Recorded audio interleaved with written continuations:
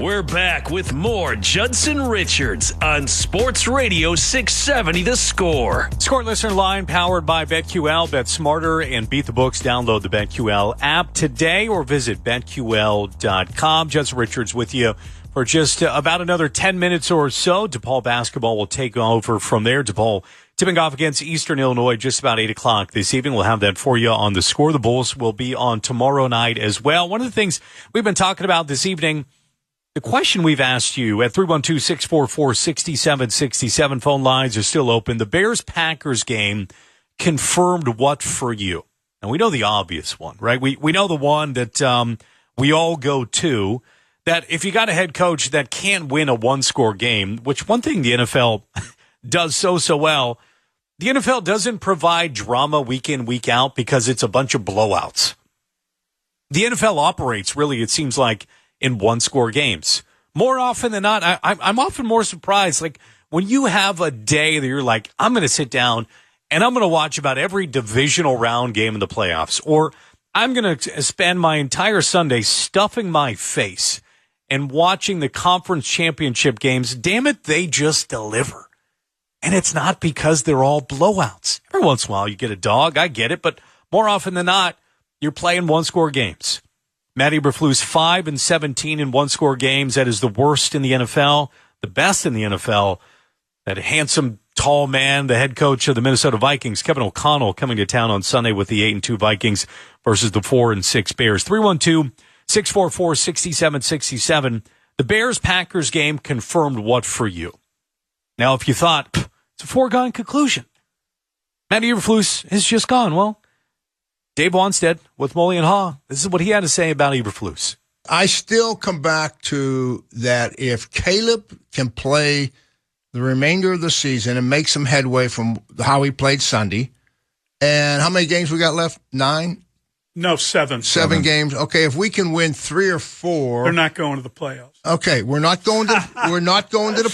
We're not going to the playoffs. But if we could win, let's be optimistic. Let's say we won 4. Okay, now we're going to sit there at 8, and Caleb made headway. I think Flus comes back. A week ago I was on. It's Tuesday night. I was on a week ago when they fired Shane Waldron and they promoted new offensive coordinator Thomas Brown. And I said, Thomas Brown now has to save Matt Eberflus, right?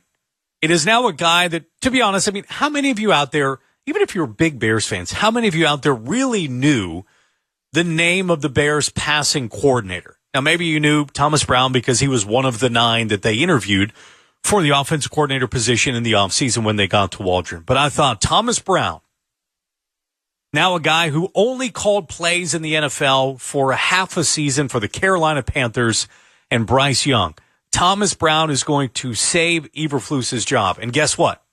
I was wrong because Eberflus can't get out of his own way. But the biggest takeaway from today's show, really for me, is because last week and even over the last few weeks, I felt like the NFL world was throwing a little bit of pity towards Caleb Williams' way, right? That the Bears are failing Caleb Williams, that the Bears are ruining Caleb Williams. But the problem with talking about pity is if Caleb wants to be as great as he says he wants to be, the guy who actually challenged Tom Brady's 7 rings, which I don't think he would do now after feeling what it's like even through 10 games of an NFL season. But if he believes that greatness is in front of him, the greatness has no time for victimhood. And whoever the next head coach is, whether it's at the end of this season, maybe it's at the end of next season, and whoever the next offensive coordinator is for the Bears, whoever they end up hiring, there is no guarantee that they're going to be the best at their job. There is no guarantee that Caleb Williams is going to have perfection in front of him from the brightest minds of head coach, offensive coordinator, even general manager. Right? So let's save the pity on Caleb Williams. I liked what he said about the phone call with Lincoln Riley. Now, it felt a little bit like he was talking out of school and going around his head coach to go and talk to his old head coach. But still, the advice is solid. Keep going. Keep going.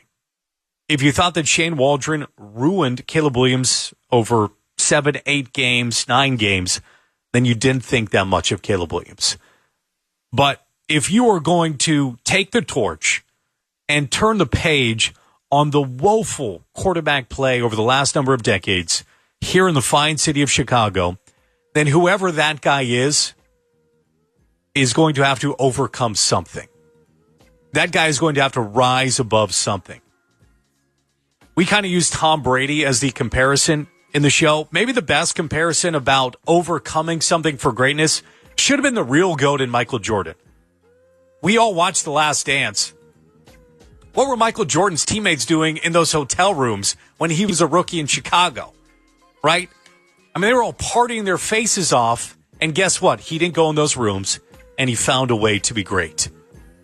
And Caleb Williams, for me, quite simply, if he wants to take the torch and be the greatest one, he's going to have to figure out at some point, I know he's a rookie right now.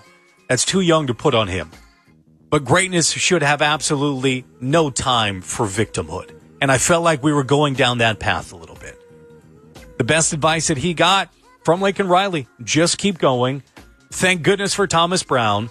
But even a smart offensive coordinator can't save Matt Eberflus from Matt Eberflusing